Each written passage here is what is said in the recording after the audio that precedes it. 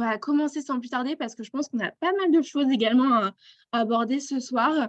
Déjà, je vais commencer par vous présenter Médoucine, comme toujours. Donc, Médoucine, c'est une plateforme de prise de rendez-vous en ligne avec des praticiens dans le domaine du bien-être. Donc, comme Céline, notre praticienne de ce soir, que vous allez découvrir et rencontrer. Tous nos praticiens, l'avantage, c'est qu'on vérifie en amont. On leur demande d'avoir un certain nombre d'heures de formation. Donc, on vérifie tous les diplômes. Et on demande également d'avoir un casier du judiciaire, bien sûr, vierge, et d'avoir des recommandations de pairs ou d'anciens clients avant d'arriver sur le réseau. Et comme ça, vous pouvez prendre rendez-vous avec eux en toute confiance. Donc, c'est ça qui est génial. Véronique, tu peux passer à la slide suivante. Petit rappel qui va bien, comme d'habitude, vous avez l'habitude que je vous le fasse, pardon, mais c'est essentiel. Les pratiques dont on va parler ce soir, donc notamment avec Céline, donc notre naturopathe, sont vraiment à prendre en compte avec un suivi en médecine allopathique.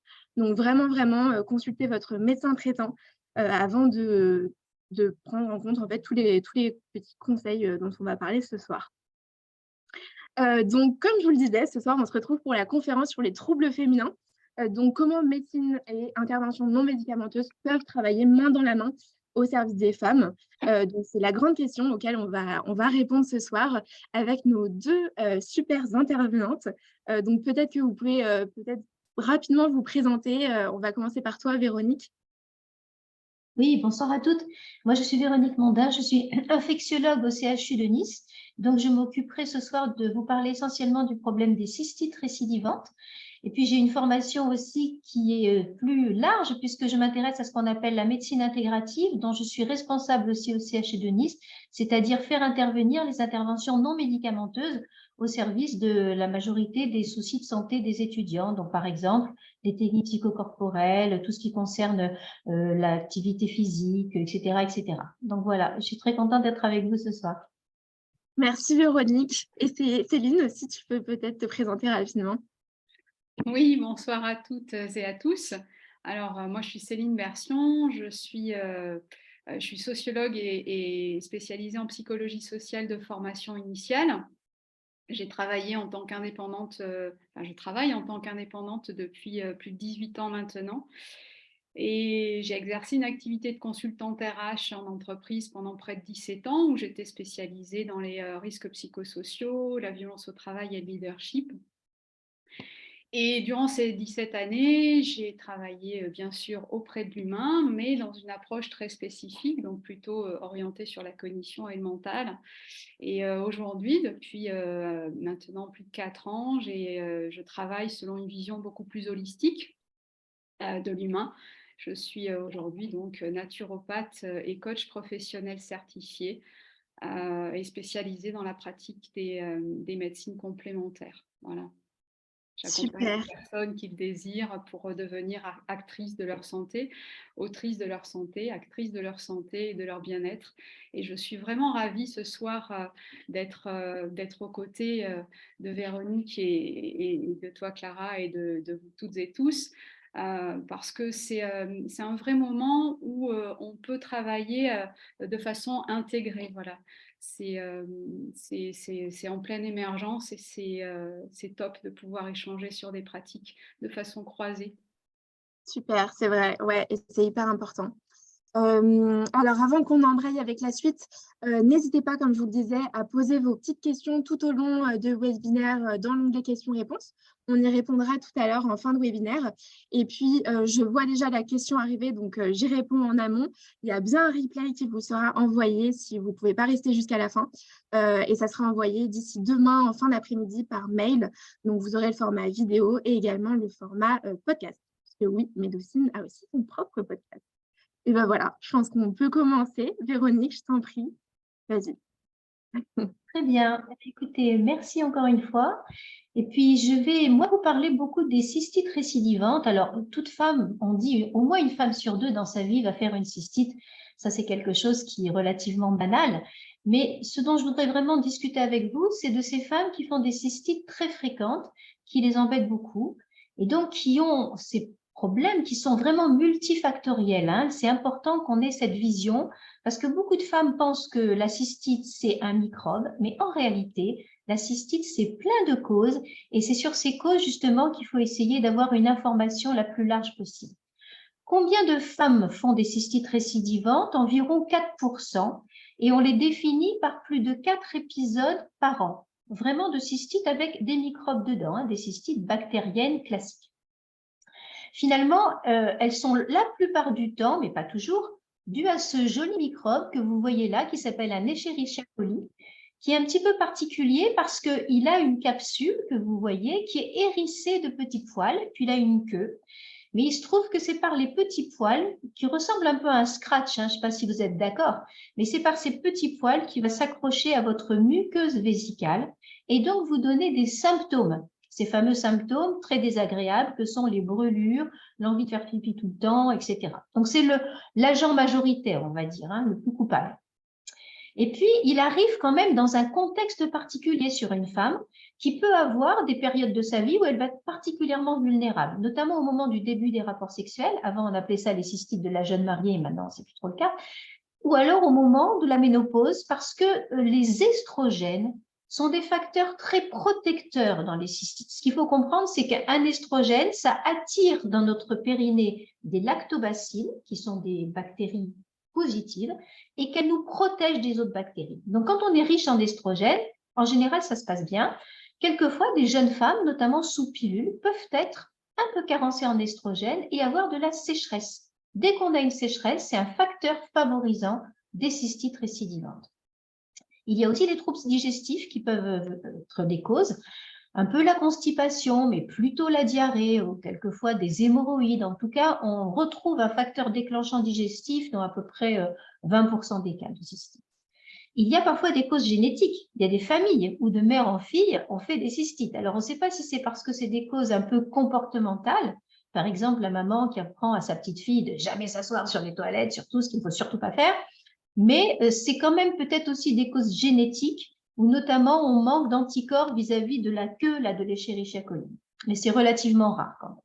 Ce qui est intéressant et qui est relativement récent dans l'approche, c'est la découverte d'un contexte un petit peu psychologique particulier, fait d'un terrain plutôt anxieux, un petit peu obsessionnel, pas dans le mauvais sens, mais très perfectionniste, et qui est véritablement décrit dans plusieurs études comme étant assez caractéristique des femmes qui ont des cystites. Et puis, vous avez aussi tout un ensemble de complications qui peuvent être des facteurs qui favorisent, par exemple l'âge. Bien sûr, plus on a de 75 ans, ça peut favoriser, mais aussi tout ce qu'on appelle les troubles de la vidange vésicale. Par exemple, quelqu'un qui vide mal sa vessie ou qui a eu une vessie radique due à des rayons ou qui a des problèmes de cancer. Bien évidemment que ça, il peut y avoir des facteurs favorisants de l'état de santé de la femme qui favorisent les cystites récidivantes. Parmi les plus emblématiques, en dehors de ceux que je vous ai cités qui sont plutôt anatomiques, vous avez aussi l'insuffisance rénale, l'immunodépression. Voilà, c'est des choses quand même qu'on retrouve assez régulièrement plus on avance en âge. Alors, on dit que la cystite, c'est bénin. C'est vrai que ça n'a jamais tué personne, une cystite. Hein. Mais en réalité, il y a un impact majeur sur le plan général, puisque déjà, ça retentit sur la vie sociale. Il y a beaucoup de femmes qui ne s'autorisent pas de sortir, d'aller en vacances. Voilà, elles sont très embêtées par ça. Un retentissement sur la vie de couple. Quand ça survient après chaque rapport sexuel, bien évidemment que ça embête beaucoup au niveau de la sexualité. Ça peut avoir des conséquences aussi au niveau de la profession. Quand on est arrêté une fois par mois parce qu'on n'est pas bien et qu'on a une cystite, bah, ce n'est pas forcément très, très bien pour la profession et pour l'ambition professionnelle. À ça, il faut ajouter la difficulté du parcours de soins. En effet, la plupart du temps, les femmes qui ont des cystites, elles sont encore dans cette espèce de circuit où elles se sentent un peu prisonnières. Elles sont obligées d'aller demander une ordonnance pour faire l'analyse d'urine. Elles sont obligées ensuite d'aller voir leur médecin. Quelquefois, le médecin les envoie voir du urologue. Les urologues font plein d'examens, quelquefois, effectivement, qu'il faut faire, mais quelquefois, c'est plus compliqué. Bon, bref, elles sont un petit peu perdues. Et il arrive assez régulièrement que leurs médecins finissent par leur dire « Madame, je vous donne trop souvent d'antibiotiques, je ne vous en donnerai plus, ça peut être dangereux, etc. etc. » Donc, ces pauvres femmes, elles sont un petit peu démunies et elles n'ont comme seule réponse que celle de la prise d'antibiotiques qu'elles craignent, qui peuvent leur donner bien sûr des effets secondaires et malheureusement qu'elles sont un peu obligées de prendre parce que par là, en plus, elles pensent qu'elles ne pourront pas être soulagées autrement. elles souffrent en moyenne 7 jours. Une cystite, c'est connu pour donner des souffrances à peu près 7 jours. Elles sont dans une société, notamment en France, où on a beaucoup de ce qu'on appelle le catastrophisme bactérien, c'est-à-dire elles ont très peur des microbes. Et tout le monde leur fait peur par rapport aux microbes. Leur docteur leur fait peur, le pharmacien leur fait peur, le biologiste leur fait peur. On leur dit quelquefois, vous allez perdre un rein, vous allez être en dialyse. Moi, j'entends des choses qui sont vraiment absolument incroyables. Et au final, eh bien, cette crainte du microbe peut devenir quasiment une phobie. Alors, elles vont dépenser beaucoup d'argent pour essayer de se soigner, elles vont prendre des tas de produits, elles ne vont pas trop savoir comment les choisir. Puis, au bout de quelques années, elles finissent par être complètement résignées, un peu malheureuses, se négliger, et puis quelquefois, passer à côté de véritables possibilités de complications qui arrivent quand même de temps en temps. Donc, voilà un petit peu le tableau des patientes qui ont des cystites récidivantes. Alors, quand on a mis ça en évidence dans le service d'infectiologie où je travaille depuis 40 ans bientôt, on a décidé de faire une consultation dédiée pour ces patientes avec 2 outils qu'on a fabriqués. Le premier outil, c'est un guide d'entretien, un questionnaire, je préfère appeler ça guide d'entretien, c'est un peu moins agressif, dans lequel en fait on décline sur 3 pages tous les facteurs favorisants et que les patientes remplissent avant la consultation pour qu'elles aient le temps de se poser des questions vraiment sur leur comportement. Et on a rédigé aussi une fiche d'information qui reprend des éléments anatomiques, qui explique un petit peu comment la cystite se passe, d'où ça vient, comment ça remonte, etc. Et on insiste beaucoup sur les recommandations d'hygiène de vie. Peut-être que Céline les décrira en détail, donc je ne vais pas trop insister. Mais il faut quand même vraiment faire attention à l'hydratation, faire attention au fait qu'il faut faire pipi très régulièrement, au fait qu'il ne faut pas trop se laver. Il y a beaucoup de femmes qui se lavent trop et ça décape les muqueuses et c'est pas bon pour les cystites, jamais en intravaginal, qu'il faut bien sûr traiter la sécheresse vaginale, il y a des tas de moyens de la traiter, avec des choses simples, des huiles végétales, de l'huile de coco, des crèmes à l'acide hyaluronique, quelquefois des crèmes avec un peu d'estrogène. Et puis, il faut faire pipi après le rapport, il faut faire attention à son transit, il faut surtout manger équilibré et quelquefois, on peut protéger un petit peu son méa urinaire. Et quand on a parlé de tout ça, quand la bactérie en cause est un Escherichia coli, eh bien là, on décline tout un ensemble de pistes de traitement non antibiotiques qui va permettre de traiter le terrain et de faire en sorte que la femme fasse moins de récidives.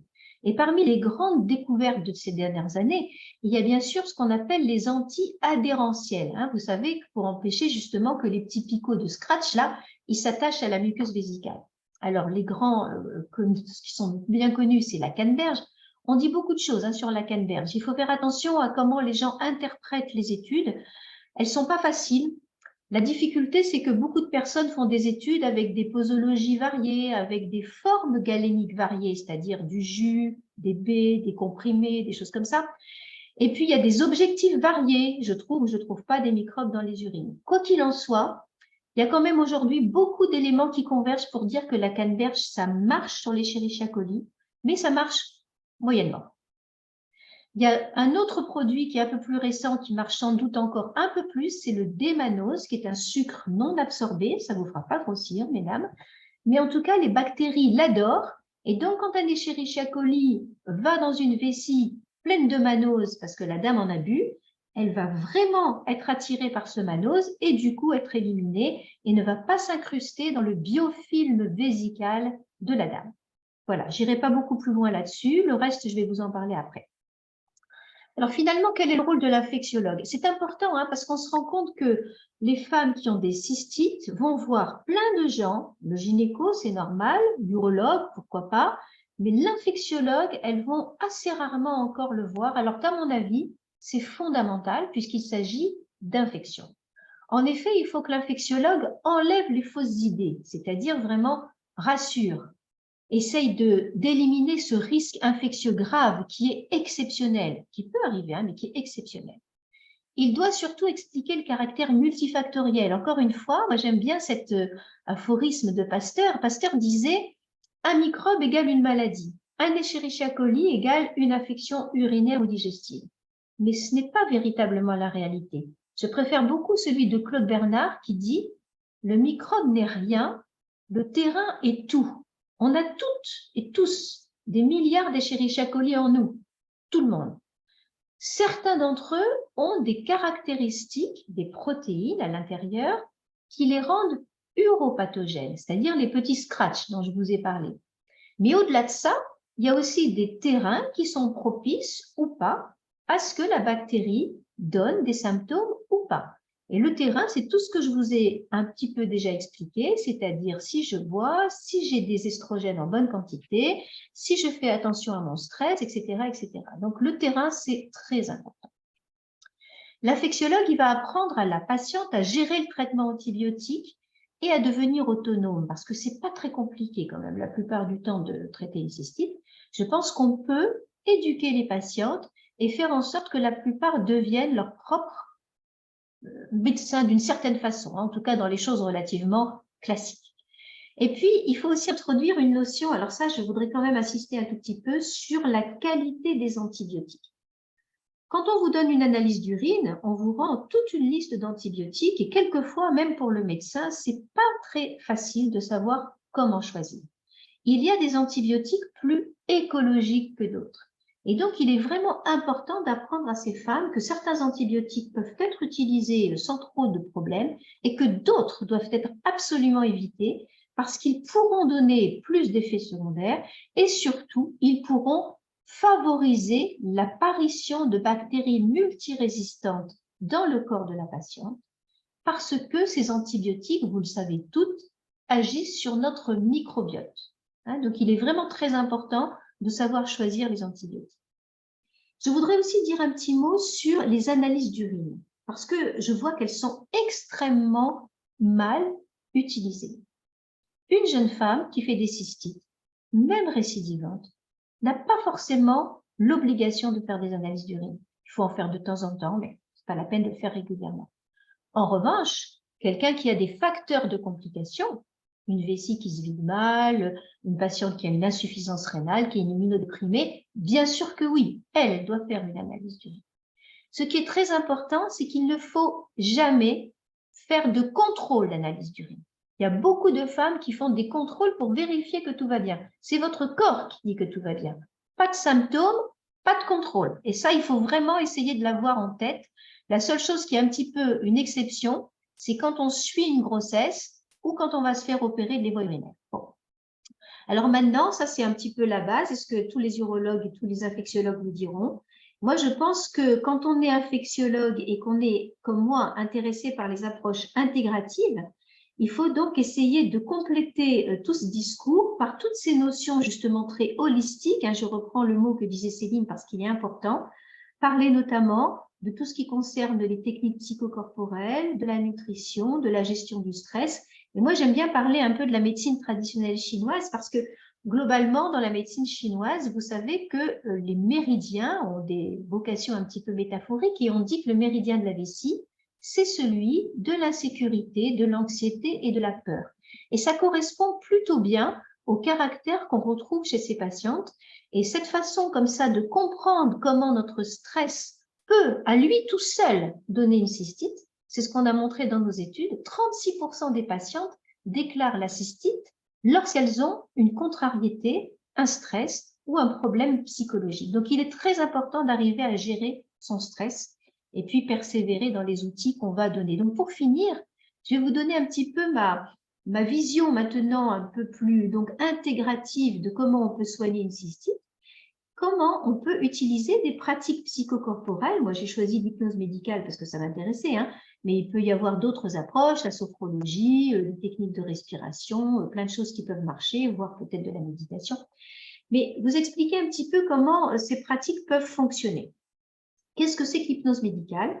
Eh bien, en fait, c'est un outil qui est utilisé entre un médecin ou un thérapeute, pas forcément un médecin d'ailleurs, et une personne, qui est vraiment basé sur la relation de confiance, parce que c'est assez quand même intime, cette technique, qui utilise cette, on va dire, cette pratique qu'on appelle hypnose, dans laquelle il y a hypnose. On pense que c'est du sommeil, on pense qu'on est un peu en perte de sa conscience, mais en fait, pas du tout. Le terme a été assez mal choisi à la base, et si je peux me permettre de dire ça à ceux qui l'ont choisi, qui m'écoutent plus depuis longtemps, mais en tout cas, il correspond plutôt aujourd'hui à ce qu'on dit une activation de la conscience, c'est-à-dire la personne va être focalisée sur un objectif.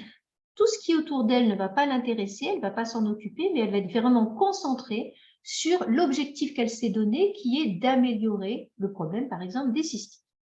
Et ce qui est absolument vraiment génial dans ces pratiques, c'est que ça permet à beaucoup d'entre nous, que ce soit le praticien ou la patiente, d'exercer des qualités que finalement on n'utilise pas beaucoup, qu'on sous-exploite, je trouve, chacun et chacune, c'est notre créativité et notre imagination. Parce que l'hypnose, on peut se laisser aller, on peut se voir dans des tas de circonstances, on peut revivre des moments agréables, on peut s'imaginer faire des tas de choses. Donc, c'est vraiment quelque chose qui stimule notre créativité et notre imagination.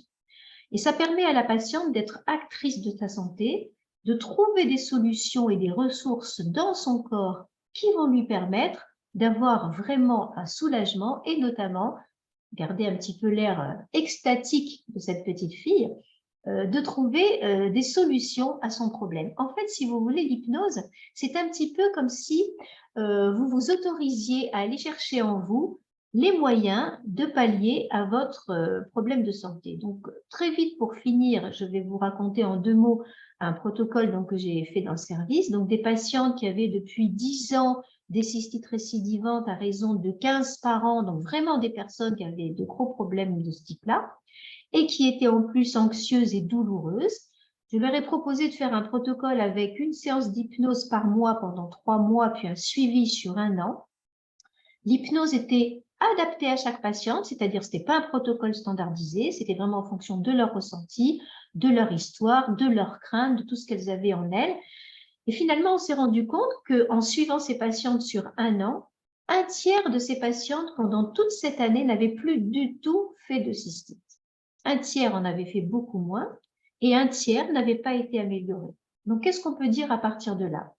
Eh bien, on peut dire que quand on est en confiance, qu'on lâche prise, qu'on laisse son organisme trouver des ressources qui permettent d'avoir moins mal et d'être moins anxieux, tout notre système immunitaire est modifié et on arrive à maîtriser des processus qui peuvent être des processus infectieux. Ça a été montré aussi sur hypnose et herpès, donc ce n'est pas des choses qui sont toutes nouvelles. Quand on est rassuré et que finalement les choses sont un outil que vous mettez en service de votre problématique, ça améliore les choses. Mais si quelquefois vous faites partie de ces femmes qui se dévalorisent beaucoup, qui pensent ne pas être capables, qui me disent non docteur, moi je ne sais pas faire ça, et qui ne voulaient pas d'une certaine façon rentrer dans le processus, eh bien effectivement ça peut aussi ne pas marcher et il faut à ce moment-là essayer de trouver encore autre chose pour aider ces femmes. Et il y a plein de pistes pour aider les femmes. Il y en a d'autres dont je ne vous ai pas parlé parce que c'est un peu plus technique. Il peut y avoir des vaccins contre l'Escherichia coli. Il peut y avoir plein de choses. Mais globalement, grâce à tous ces outils que nous avons mis en place ici dans le service d'infectiologie, on a vraiment des résultats extrêmement positifs avec beaucoup de femmes qui sont très améliorées, qui n'ont pas forcément plus du tout de cystite, mais qui savent gérer, qui savent comment se débrouiller, qui sont autonomes, qui ont trouvé les outils et qui au final font que ce n'est plus un handicap dans leur vie, mais quelque chose qu'elles arrivent plus ou moins à maîtriser. Voilà un petit peu ce que je voulais vous dire en ce qui concerne ma partie d'infectiologie. Et je vais laisser maintenant parler Céline. À Céline, tout à fait.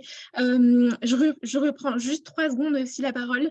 Je vous rappelle, n'hésitez pas à poser vos petites questions dans l'onglet questions-réponses. On gardera, je pense, 15 minutes à la fin pour répondre à 2-3 petites questions. Voilà.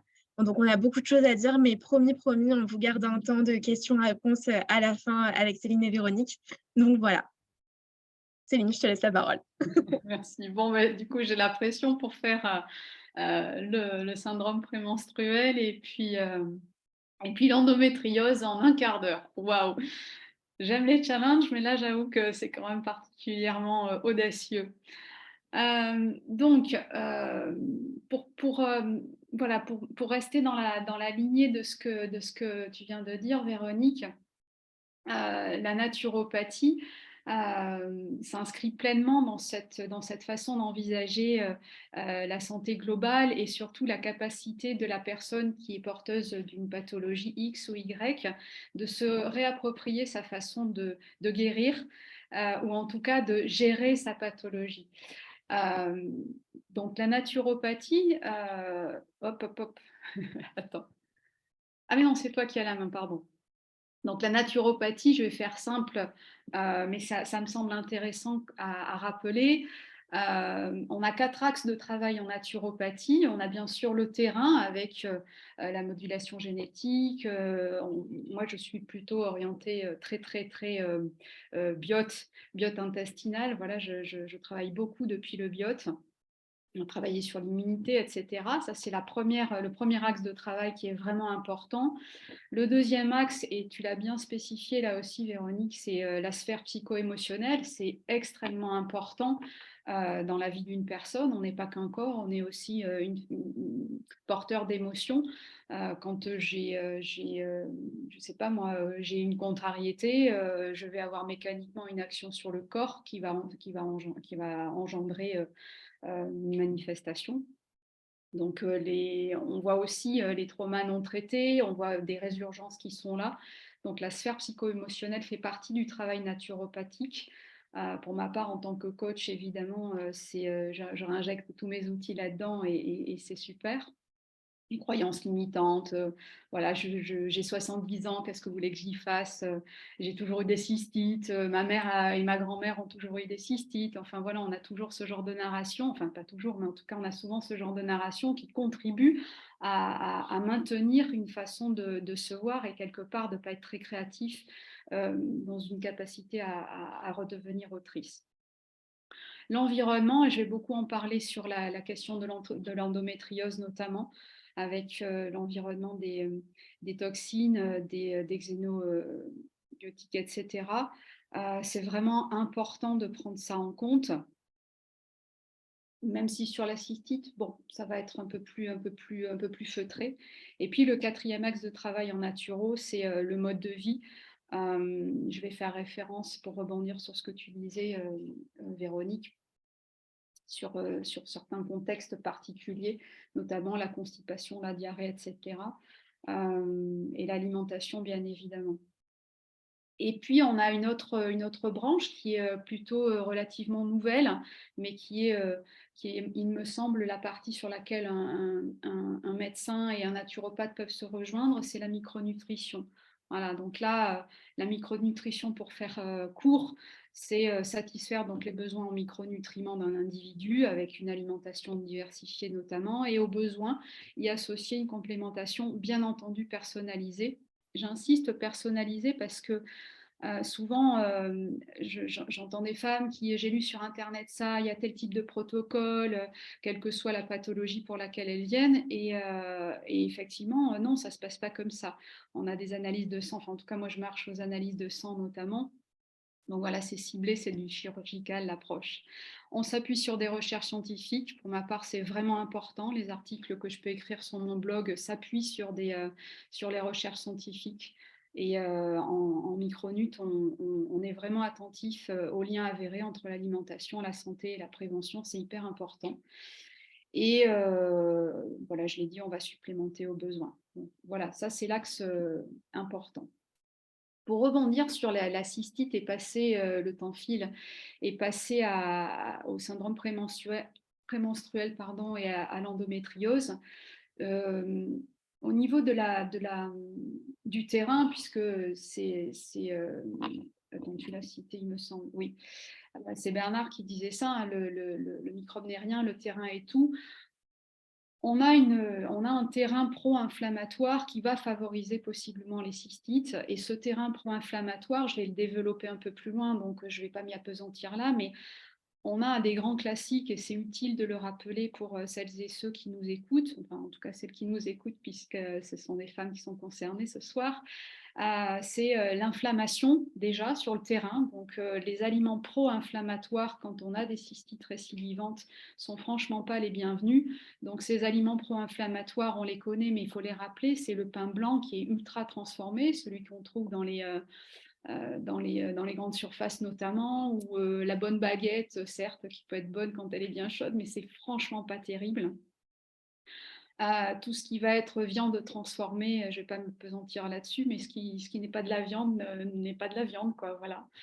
Et je ne parle même pas de la viande aussi qui a été enfin, de la viande de mauvaise qualité qui est extrêmement porteuse d'antibiotiques notamment. Le sucre, on en mange beaucoup, beaucoup trop, hein. L'OMS recommande de manger maximum 25 grammes de sucre par jour. 25 grammes de sucre, c'est grosso modo 3 sucres et demi. 3 sucres et demi, donc 25 grammes.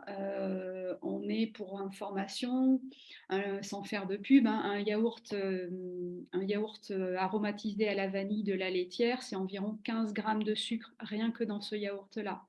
Une danette au chocolat, c'est 18 grammes. Donc, on a mangé une danette au chocolat et puis un carré de chocolat, même s'il est noir, on a déjà le quota qui est atteint. Donc, je ne vous raconte pas quand le matin, on est en train de manger une cracotte avec une cuillère de confiture, une petite cuillère de confiture, on a explosé déjà le ratio. Donc, même si on mange bio, même si on mange bien, on mange trop de sucre, c'est vraiment important. Et la cystite récidivante se joue sur un terrain inflammatoire déjà, ou en tout cas un terrain acide. Bon, les pâtes, la semoule, tout ce qui est composé de gluten, évidemment, je vais pas m'apesantir, je vais y revenir tout à l'heure. Les aliments frits, c'est pas terrible. Et puis, idem pour les produits laitiers de vache, notamment, je vais y revenir. Et puis, pour ajouter sur ce que Véronique nous disait, c'est la cystite peut aussi émerger lorsqu'il y a une candidose, c'est-à-dire un terrain candidosique, et vraiment, ils sont potes en fait. La cystite et la candidose sont généralement potes. C'est pas parce qu'on a une cystite qu'on a une candidose, c'est pas parce qu'on a une candidose qu'on a des cystites récidivantes, mais on peut avoir ce combo gagnant qui n'est pas à éluder. Voilà, c'est pas neutre. Donc là aussi, les signes de la candidose, parce que c'est vraiment pas le sujet du jour. Hop. C'est une fatigue, des problèmes digestifs, notamment de la constipation, des mycoses au niveau des ongles ou de la sphère génitale notamment. Voilà, je passe rapidement sur ça, mais c'est important de le rappeler, il me semble. Donc, l'alimentation, tout simplement une alimentation saine, parce que là, on parle de régime anticystite, mais c'est étrange de parler de régime anticystite ou de régime tout court quand c'est normalement une alimentation que l'on devrait avoir. Donc, les produits laitiers, plutôt des fromages frais, des yaourts de brebis. Alors, je vais prendre l'avance sur les deux sujets qui vont suivre, plutôt avec donc des produits à base de lait de chèvre ou de brebis, autant que faire se peut. Bien évidemment, un apport conséquent en légumes et en légumineuses. En moyenne, on estime que 400 grammes de légumes par jour, c'est le minimum. Bon, en tout cas, c'est une base plutôt intéressante pour avoir un équilibre, le fameux équilibre acido-basique. Je ne sais pas si ça parle à tout le monde, mais si ça ne parle pas, je répondrai aux questions si on a dans ce sens-là.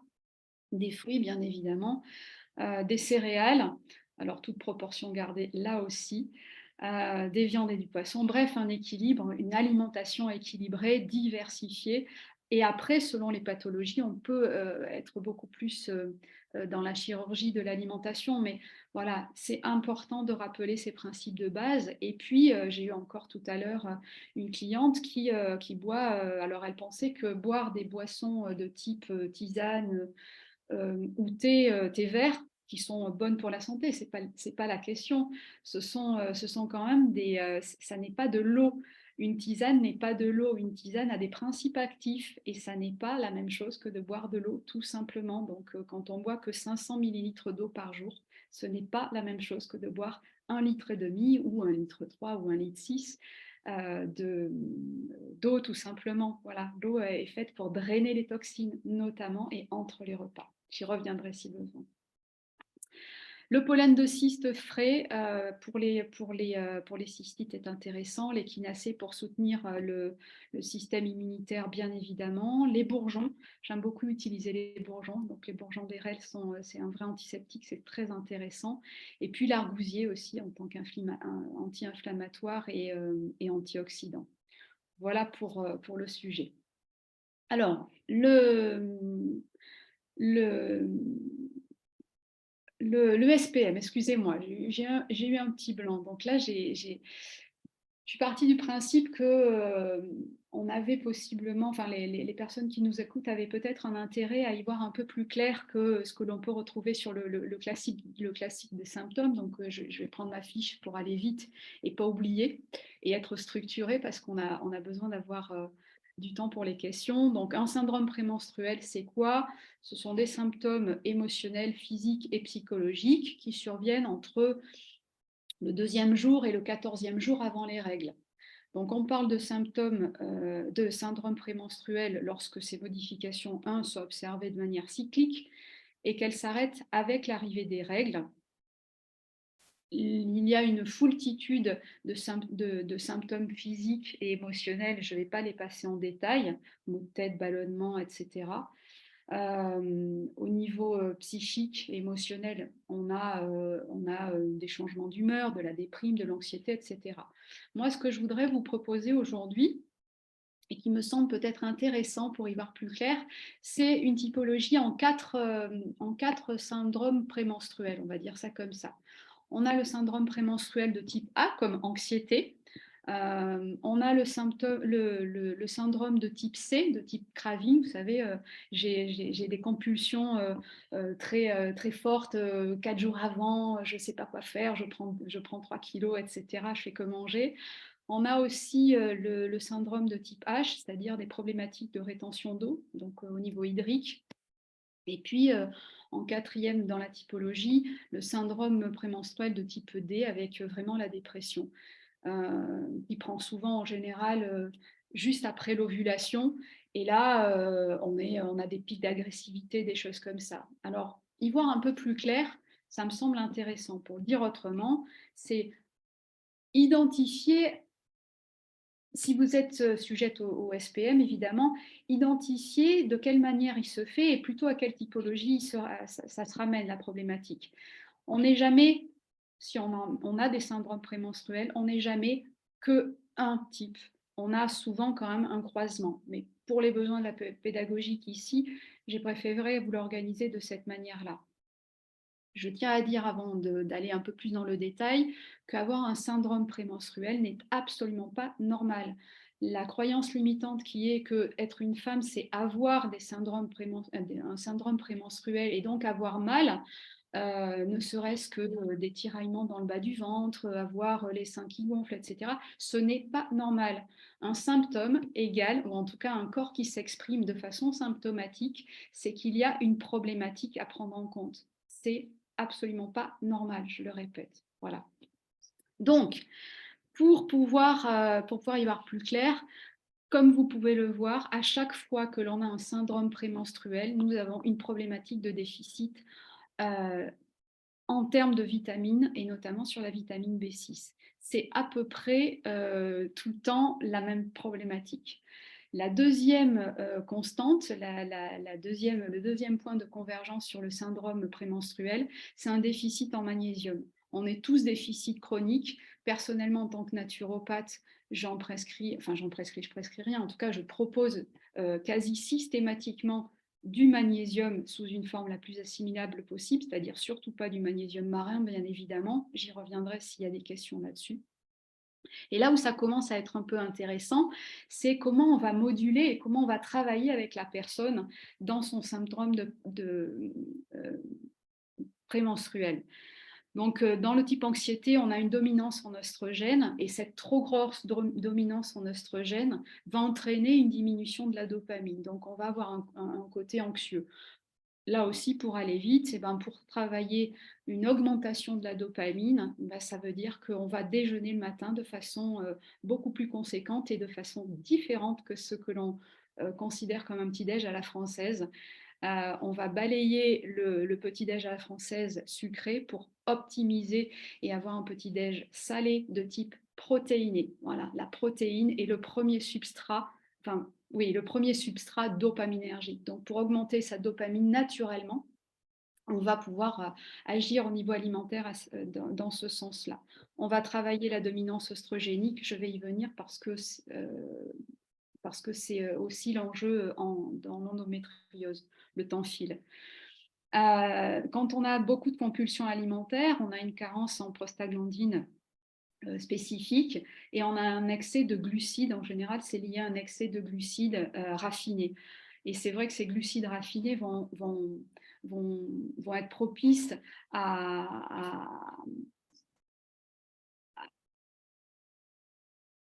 on va dire à faire émerger des prostaglandines, mais qui ne sont pas les bonnes. Donc, pour ne pas faire obstacle, on va travailler à une régulation raisonnable au niveau des glucides. Le type hydratation, c'est les œdèmes, grand classique, je gonfle, je ne me sens pas bien. On a une dominance en oestrogène. Là, je me suis trompée sur la diapo, hein. C'est pas la bonne diapo. On a une dominance en oestrogène qui va de fait générer une forme d'inflammation. Et la cellule, quand elle est inflammée, elle va mettre, enfin, pour se protéger de l'inflammation et pas trop la répandre, elle va avoir une capacité à pouvoir mettre autour d'elle de l'eau. Le problème, c'est que nous, on n'en a pas besoin, nous les femmes, d'avoir autant d'eau dans le corps parce que ça s'engorge. Donc, on va travailler l'excès d'aldostérone, toujours pareil, d'une certaine manière, je vais y venir. Et puis, la contamination aux métaux lourds quand on est de type dépression, avec une baisse en oestrogène. Donc, la question de la baisse des oestrogènes et de la contamination aux minéraux quand on a un type dépressif comme ça, notamment juste après l'ovulation, ça va être une vraie voie de travail. Je veux bien, Véronique, que tu passes à la diapo suivante. Donc, les causes peu connues, c'est un ralentissement de la fonction du foie. C'est hyper important de travailler son foie, un stress non géré, toujours pareil, on est dans une approche holistique, une possible candidose également dans un syndrome prémenstruel, des mycotoxines et des parasites internes, et possiblement une hypothyroïdie. Je m'appesantis pas, le temps file.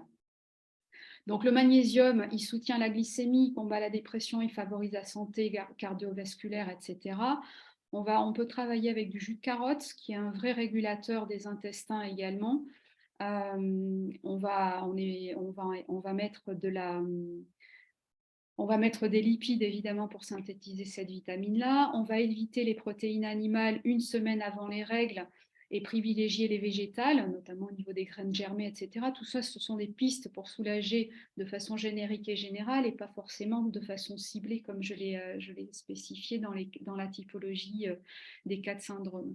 On mange léger la veille au soir des règles pour faciliter la décongestion de la zone pelvienne. Et évidemment, on travaille sur son stress, c'est hyper important.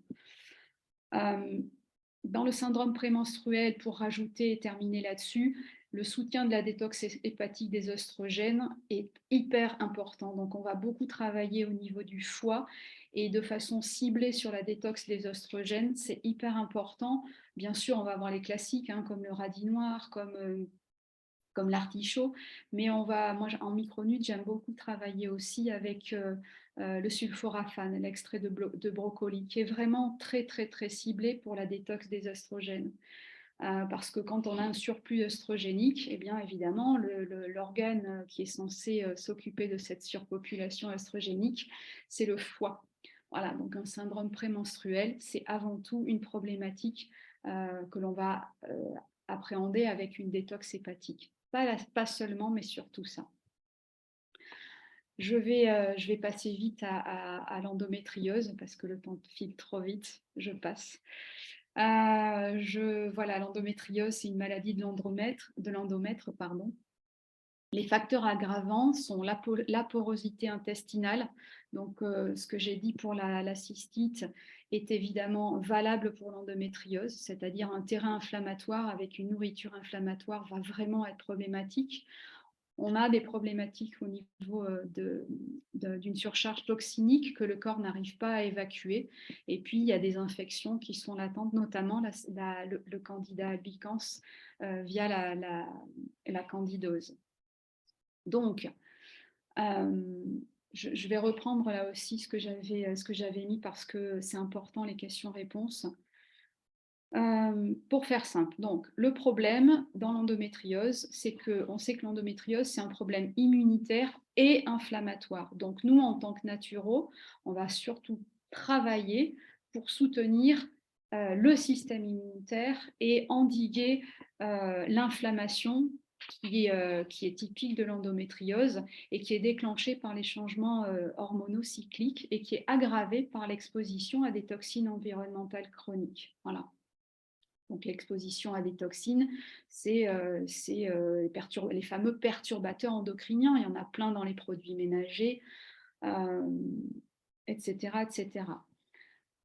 À noter quand même que l'inflammation, c'est un phénomène qui est de base extrêmement important parce que c'est grâce à l'inflammation, à un démarrage d'inflammation, que le corps peut mettre en place des réactions immunitaires. En revanche, là où c'est délétère, c'est quand justement la réaction inflammatoire se pérennise et là, elle devient tout à fait problématique et délétère. Donc ça, c'est important. L'inflammation en soi est précieuse. C'est un vrai mécanisme de défense. En revanche, c'est délétère par ailleurs. Je vais passer ça aussi. Je veux bien que tu fasses la dernière. Voilà, donc ça me semble important, ce qui se cache dans le maquillage. On ne soupçonne pas le nombre de perturbateurs endocriniens. Et quand j'accompagne les personnes qui ont de l'endométriose, on fait la chasse à tout ce qui est environnement délétère au niveau perturbateur endocrinien. Et le maquillage, il y en a énormément. Je veux bien que tu passes aussi. Je fais juste une toute petite aparté. Ne vous en faites pas, on vous enverra le format PDF du PowerPoint. Donc, toutes les slides là qu'on passe un peu rapidement parce que c'est vrai qu'on est short en temps. Vous recevrez tout, donc vous pourrez le lire tranquillement. Et Céline, je te laisse terminer. Ça marche. Donc, comme je l'ai dit, en tant que dans la micronute, on a besoin, en tout cas, moi je marche avec les analyses de sang, donc on va demander des analyses de sang assez classiques pour connaître un peu les marqueurs inflammatoires, comment on va restaurer, pas restaurer, mais en tout cas soutenir les fonctions qui permettent d'endiguer l'inflammation notamment. Donc, bon, ça aussi, je passe parce que je n'ai pas le temps. Je veux bien que tu passes. Voilà. Bon, tout ça, ce sont des plantes qui sont hyper intéressantes, bien évidemment, pour traiter des troubles du féminin en général et de l'endométriose en particulier. La mélisse, pour cibler, j'adore cette plante-là. C'est l'équivalent comment ça s'appelle, du spasfon. Voilà, c'est une antispasmodique extraordinaire. J'adore. Évidemment pour restaurer la barrière intestinale, puisque toutes les problématiques immunitaires, le siège de l'immunité, ce sont les intestins. Donc la glutamine, mais pour certaines personnes, notamment en endométriose, il y a des problématiques de réaction à l'histamine, donc on va avoir des problématiques d'intolérance à la glutamine, donc on va plutôt passer par la citrulline. On va utiliser la lactoférine, notamment qui est un puissant anti-inflammatoire naturel. Bon voilà, j'ai pas le temps, mais il y a plein de choses qui permettent d'être complémentaires aux traitements médicaux qui sont à l'œuvre pour soutenir les femmes dans le cas de l'endométriose. Voilà, les conseils généraux pour l'endométriose, j'ai pas eu le temps de les aborder, mais voilà, limiter l'apport d'œstrogène, ça me semble fondamental via justement les perturbateurs endocriniens, les produits laitiers.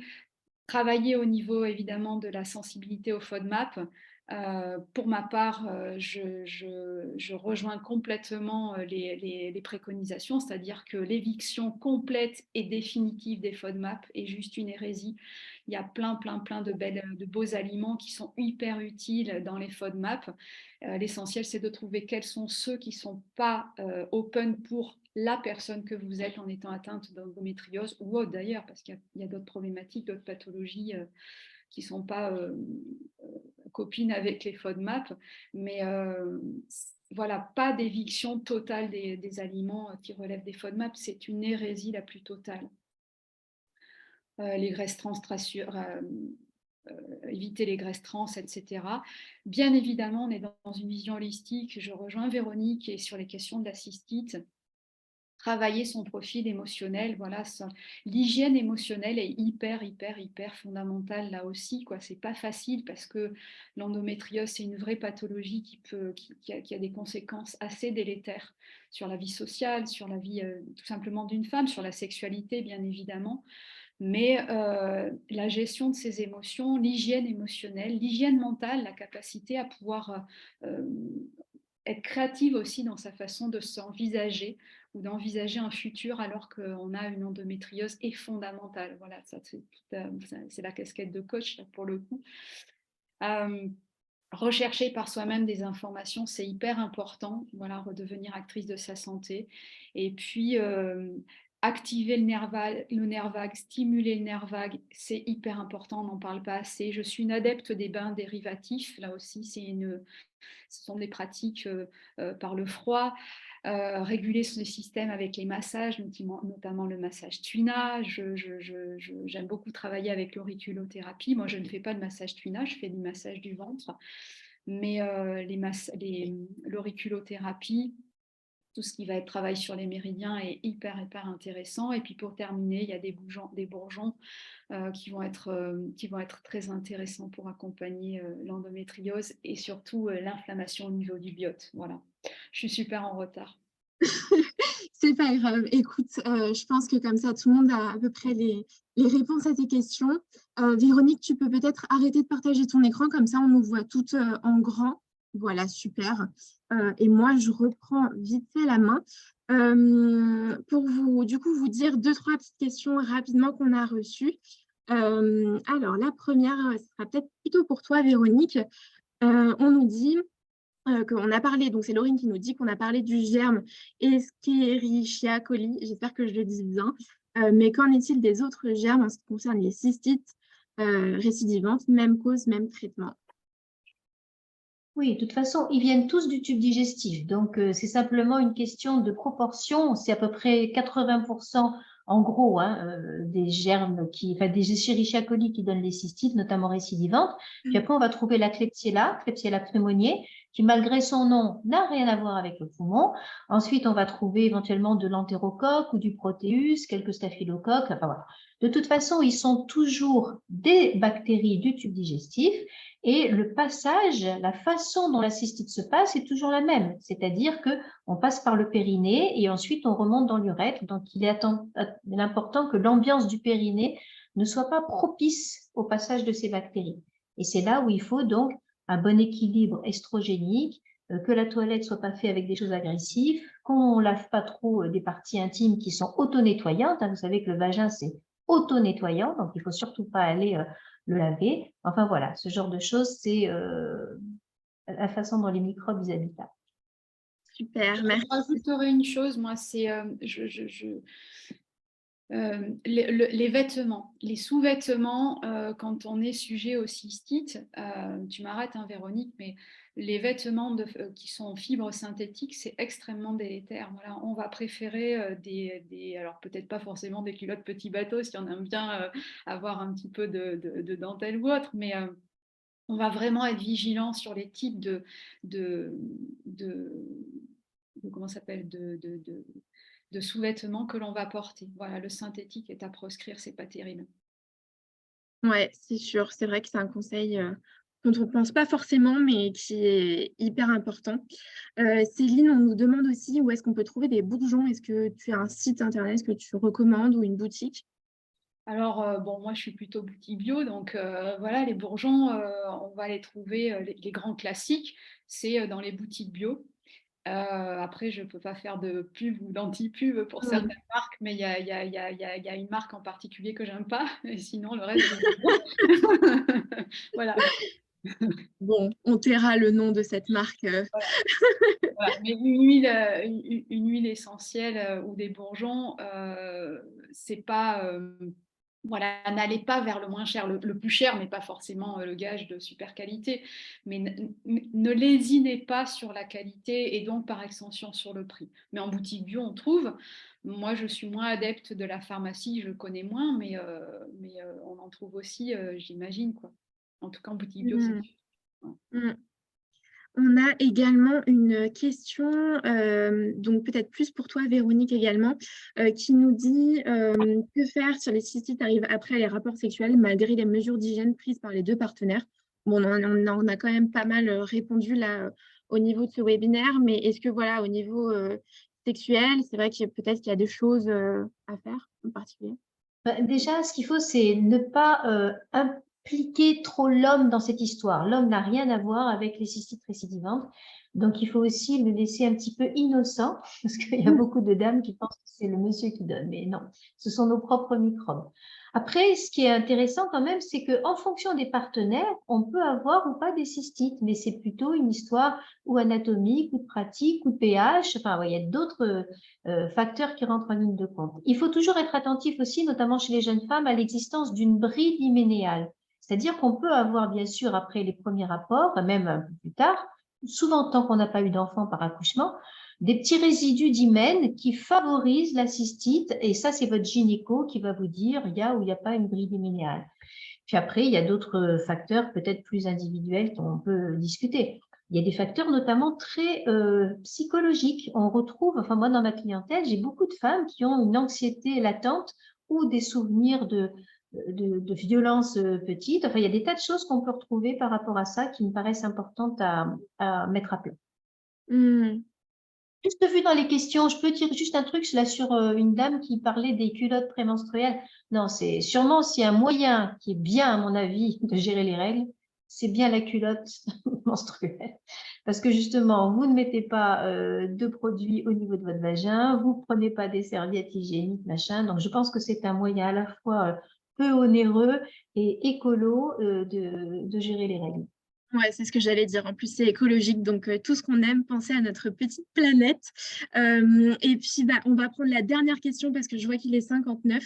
Dernière petite question, et c'est vrai que moi aussi, je me la pose. Pourquoi pas du magnésium marin, Céline? Parce que le magnésium marin, c'est une forme qui est difficilement assimilable.